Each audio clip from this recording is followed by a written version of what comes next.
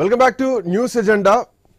రాజకీయ వాడివేడి చర్చలు, యుద్ధ వాతావరణాలు, పొలిటికల్ అగ్రెసివ్ లాంటి ఒక నువ్వానేనా అన్నటువంటి పోటీతత్వంలో ఉండే చర్చలు వేరు.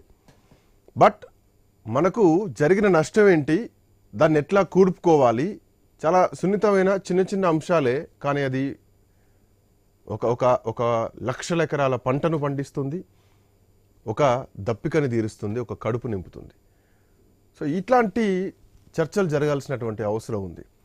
నీళ్లు చాలా ప్రధానమైనటువంటి అంశం మానవ జీవితంలో, మన మనుగడలో. అట్లాంటి నీళ్లను దుర్వినియోగం, కనీసం వాడుకోలేకపోవడంతో పాటు వెంకటేశ్వరరావు గారు, సో మీరు కొంత క్లారిటీ ఇస్తే బాగుంటుంది. సో నాకు తెలిసి పక్కన చెరువో లేదంటే ఏ బావి ఉన్నప్పుడు అందులోంచి తీసుకోవడానికి వెసులుబాటు ఉంటుంది. ఓ రిజర్వాయర్ పోతుందంటే ఆ రిజర్వాయర్లోంచి మోటార్ వేస్తామా, పంటకు పండించుకుంటామా, ఏదో ఒక రైతు తాపత్రయపడతా ఉంటారు.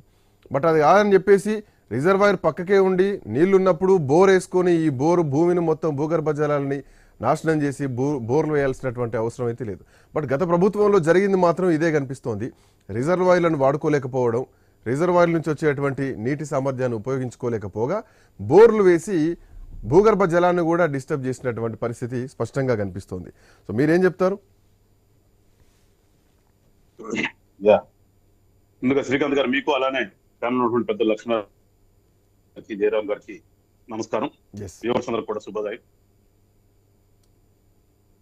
ప్రజాస్వామ్యంలో రాజకీయ పార్టీ ప్రజలు ఓట్లు వేపించుకుని గెలిచిన తర్వాత, ప్రభుత్వంలో భాగస్వామి అయిన తర్వాత ప్రజలకు మనం ఏం చేయాలి, పాయింట్ ఫస్ట్ గా ప్రజల అవసరాలు ఏంటి, అసలు ప్రాథమికంగా అవసరాలు ఏంటి వాళ్ళకి, ప్రాథమికంగా కొన్ని చేస్తాము, కొన్ని మన ప్రయారిటీ, మన ఓట్ల కోసం.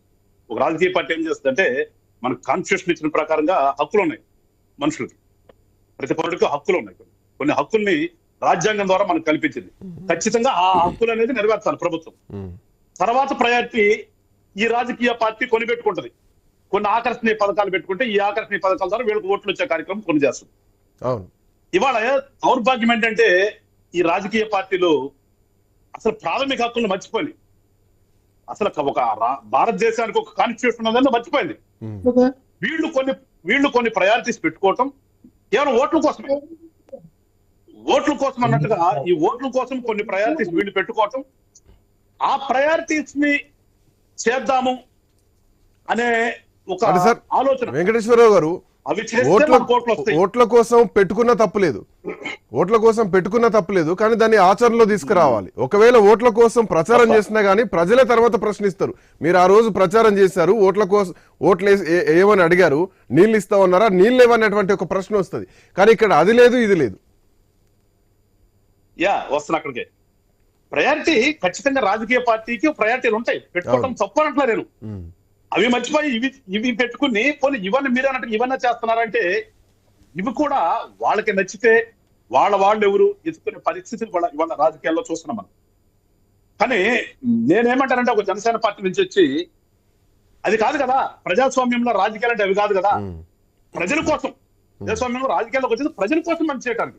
ప్రజలకి ఎక్కువ శాతం ఏది అవసరమో అది చేయడానికి రావాలి, అది చేయాలి. అది ఇవాళ మన సబ్జెక్ట్ తీసుకున్నది, మీరు ఏదైతే తీసుకున్నారో ఇవాళ జల్ జీవన్ మిషన్ సంబంధించి తీసుకుంటే, ఇవాళ నిజంగా రాష్ట్రం ఎక్కడుందండి? ఇవాళ 75 సంవత్సరాల స్వతంత్ర భారతదేశంలో ఇంత గొప్పగా చెప్పుకుంటాం భారతదేశం వెలిగిపోతుందని ఒకళ్ళంటే, భారతదేశం ముందుకు నడుస్తుందని ఒకళ్ళంటే, అసలు భారతదేశంలో పేదరికం లేకుండా భారతదేశంలో విపరీతంగా జీడీపీలు పెరిగేసామని ఒక నాయకుడు చెప్తే, కానీ ఈ రోజుకి కూడా గుక్కెడు మంచినీళ్లు దొరకటం లేదు కొన్ని ప్రాంతాల్లో. ఆ గుక్కెడు మంచినీటి కోసం ఏదో అంటారు, శరమలు తవ్వుకుని కొండలంటబడి గుట్టలంటబడి నడుచుకుంటా పోయి బిందె మీద పెట్టుకున్న మురికి నీళ్లు తెచ్చుకుని వాటిని వడబోసుకుని అక్కడికి వెళ్ళటానికి, ఆ నీళ్లు తెచ్చుకోవడానికి సరైన సౌకర్యం లేకుండా ప్రాంతాలు ఇంకా మన ఆంధ్ర రాష్ట్రంలో.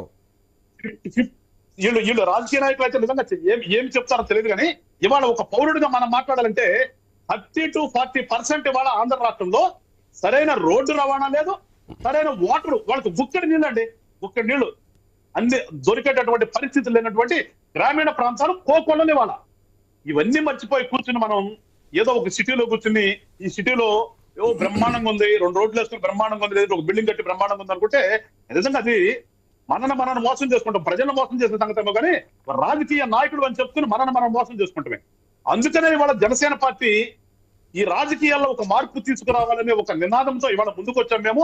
ఆ నినాదంతోనే మా నాయకుడు వాళ్ళ పదవి చేపట్టిన దగ్గర నుంచి కూడా నా ప్రయారిటీ ప్రభుత్వంలో భాగస్వామిని అయ్యాను, నా ప్రయారిటీ దానికే ఉంటుంది పార్టీ కంటే అనే విధంగా కూడా ఇవాళ మాతో డిస్కస్ చేసే కంటే కూడా పూర్తిగా ప్రభుత్వ ప్రతినిధులతో, ప్రభుత్వంలో ఉన్నటువంటి ఎంప్లాయీస్ తో మాట్లాడుతూ ఇవాళ అదే పరంగా ముందుకెళ్తున్నాడు. పంచాయతీరాజ్ శాఖ తీసుకున్నటువంటి రోడ్ల గురించి కానీ, ఇవాళ ఈ జల్ జీవన్ మిషన్ గురించి కానీ నిన్న క్లియర్ గా మాట్లాడాడు. దానికి అమృతధార అని పేరు కూడా పెట్టామండి. గవర్నమెంట్ అమృతధార అని పేరు పెట్టింది. నిజంగా అమృతం ఉందా లేదా తెలియదు. తప్పిదం ఎక్కడ జరిగింది వెంకటేశ్వర గారు? తప్పిదం ఎక్కడ జరిగింది? అవగాహన లేమియా? పోలవరం విషయంలో అవగాహన లేమియా? నీళ్ల విషయంలో అవగాహన లేమియా? రోడ్ల విషయంలో అవగాహన లేమియా? అవగాహన లేమి అనుకోవడానికి కూడా ఇక్కడ అవకాశం లేదు. ఎందుకంటే ముఖ్యమంత్రి కుర్చీలో ఆయన మొన్నటి వరకు కూర్చున్నా గానీ ఆ కుర్చీ వాళ్ళ కొత్త ఏమి కాదు, అంతకుముందు ఆ కుర్చీని చూస్తూ పెరిగిన వాళ్ళే. అదే అక్కడికి వస్తున్నా. అట్లా మనకి అమృతం అనేది తెలుసుకోలేదే కానీ అమృతధారని పేరు పెట్టారు. వాటర్ వేళ మనకు అమృతం. ఆ గుక్కడి నీళ్ల కోసం 8 ఎందాలు చెప్తారు. కామెంట్ లో చెప్పినట్టుగా యుద్ధాలు జరిగిన సందర్భాలు ఉన్నాయి. వాటర్ కోసం యుద్ధాలు జరిగినటువంటి సందర్భాలు ఉన్నాయి. ఎక్కడ దాకా అవసరం ఇవాళ విడిపోయినటువంటి తెలంగాణ ఇష్యూ కూడా అదే కదా సార్, నీళ్ళ కోసమే కదా. పక్కన తలాపున గోదావరి వారుతున్నా, కృష్ణ వారుతున్నా, నీళ్ళు లేని పరిస్థితి అనేది నేపథ్యంలోనే కదా ఉద్యమం. చాలా గ్రామాలు ఉన్నాయి. గోదావరి ఒడ్డును కానీ, కృష్ణా ఒడ్డును కానీ చాలా నీళ్లు లేనటువంటి గ్రామాలు కోకలు ఉన్నాయి.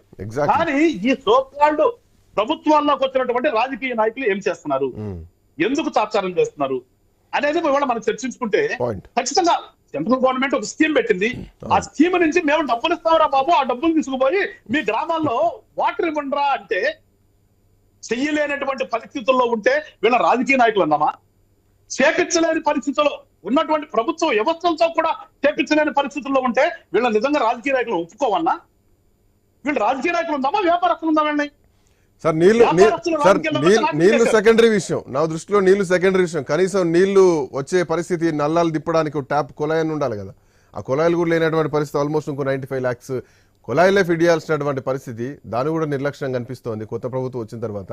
అంటే నా ఉద్దేశంలో మిడిల్ క్లాస్ వాళ్ళు బోర్లు వేసుకుంటారు. వాళ్ళు 1,00,000-2 లక్షలు పెట్టి బోర్లు వేసుకుంటారు. వాళ్ళకు ఇంటికి పైన ట్యాంకర్లు ఉంటాయి. కానీ లేని వాళ్ళు, కనీసం గుడిసెల్లో ఉండేవాళ్ళు, వీళ్ళు నీళ్ళ కోసం తాపత్రయపడతారు. వాళ్ళు ఎక్కడో స్లమ్ లో ఉన్నటువంటి వాటర్ తీసుకొచ్చి ఫిల్టర్ చేసుకొని తాగుతారు. అట్లాగే శ్రీకాంత్ గారు, నేను అనేది ఇవాళ అసలు అది ప్రాథమిక హక్కు అయినప్పుడు పాయింట్. మిడిల్ క్లాస్ వాళ్ళైనా సరే మిడిల్ క్లాస్ వాళ్ళు కూడా భరించలేక కానీ వాటర్ కావాలి కదా. ఇట్స్ నీడ్ కదా మనిషి బతకడానికి. ముందు ఫస్ట్ గాలించ వాటరే కదా అవసరం. ఆ వాటర్ కి వాళ్ళు భరించలేకుండా కూడా అప్పులు తెచ్చుకుని బోర్ వేసుకోవాల్సిన పరిస్థితి ఎందుకు వస్తుంది? ఎందుకు చేస్తారు? ప్రభుత్వం చేయాల్సిన ప్రాథమిక హక్కు కదా అది. మనం వాటర్ ఇవ్వాలి కదా. వాటర్ ఇచ్చేటటువంటి ఫెసిలిటీస్ ఉన్నాయి కదా. ఇక్కడ ఇప్పుడు సెంట్రల్ గవర్నమెంట్ డబ్బులు ఇస్తామంటున్నాం. మేము డబ్బులు ఇస్తామని తీసుకుపోయి మీరు మ్యాచింగ్ గ్రాంట్ చేయమంటే చెయ్యలేని నిస్సహాయ స్థితిలో ఉన్నారా? అసలు చేస్తే వాళ్ళు మన మాట ఎందరో ప్రజలు మనం ఏదో ఆశ చూపించే వాళ్ళతో ఓట్లు వేపించుకున్నామని ఒక ఆలోచనతో ఉన్నారా? అందుకని మేము మారాలి, రాష్ట్రంలో రాజకీయాలు మారాలని నిర్ణయంతో వచ్చాం కాబట్టి ఇవాళ దాని గురించి మాట్లాడాము. ఖచ్చితంగా ఈ 5 సంవత్సరాలలో మాక్సిమం ఏ ఊర్లో కూడా మాకు నీళ్లు లేవు అనే పరిస్థితి ఉండకుండా చేయాలనేది పవన్ కళ్యాణ్ గారి తాపత్రయం. అదేవిధంగా అరకు వెళ్తున్నారు. అరకు ప్రాంతానికి కూడా వాళ్ళు వెళ్తారని చెప్పి ఇప్పుడే నాకు తెలిసింది. అరకు ప్రాంతానికి కూడా వెళ్తున్నారు. సో రాజకీయ నాయకుడు అంటే ఏ విధంగా ఉండాలనే దానికి నిదర్శనంగా ఉందామనేదే జనసేన పార్టీ నాయకుడు యొక్క లక్ష్యం. ఖచ్చితంగా ఈ జలజీవన మిషన్ కింద ప్రతి